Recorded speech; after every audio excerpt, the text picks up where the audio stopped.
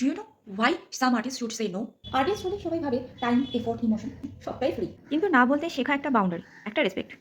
কারণ নিজের ট্যালেন্টের দাম আর্টিস্ট নিজেই ঠিক করে। যেদিন নো বলতে শিখবে সেদিনই সবাই তোমাকে সিরিয়াসলি নিতে শুরু করবে। অনেক আর্টিস্ট নিজের ছবি বিক্রি করার নেশায় এতটা মেতে ওঠেছে সবসময় ইয়েস বলতে বলতে নিজের আর্টের ভ্যালুটাকে হারিয়ে ফেলে। বাট রিমেম্বার, প্রতিটি ব্রাশ স্ট্রোক তোমার বছরের পর বছরের প্র্যাকটিসের একটা ফল মাত্র। সো যখন কিছু তোমার ওর্থ ক্যারি করে না, সে নো, কারণ না মানে ডিসরেসপেক্ট নয়, এটা সেলফ রেসপেক্ট। মনে রেখো ফ্রেন্ড, তুমি একজন আর্টিস্ট, ম্যাজিশিয়ান নও। সব রিকোয়েস্ট ফুলফিল করা আমাদের পক্ষে সম্ভব না, আর করা উচিতও না। যেখানে তোমাকে রেসপেক্ট বা ভ্যালু দেওয়া হবে না সেখানেই না বলা উচিত। No is your strength. Artist মানে humble but not helpless. Whoever disrespects your art, your price, your time, tell them politely but strongly no. Real artist value their craft first. সবাই তোমার কাজ নেই, কিন্তু সবাই তোমায় ভ্যালু দেবে। তাই বাছাই করে কাজ নাও, বছরে একটাই কাজ করো, কিন্তু দামে কম্প্রোমাইজ করো না। আর যেখানে রেসপেক্ট কম লাগছে সেখানে শান্তভাবে না বলে দাও। একটা রিজন আছে আর্টিস্টদের না বলার পেছনে, কারণ তোমার ব্রাশ ফ্রি নয়, তোমার টাইমও ফ্রি নয়, ক্রিয়েটিভিটিও ফ্রি নয়। Respect starts from you. Say no and grow. আর শোনো, তোমরা যারা আর্টিস্টের কাজ নিয়ে বেশি দরাদরি করো, তারাও আজ থেকে আর্টিস্টের কাজের মূল্যকে দরাদরি করো না প্লিজ।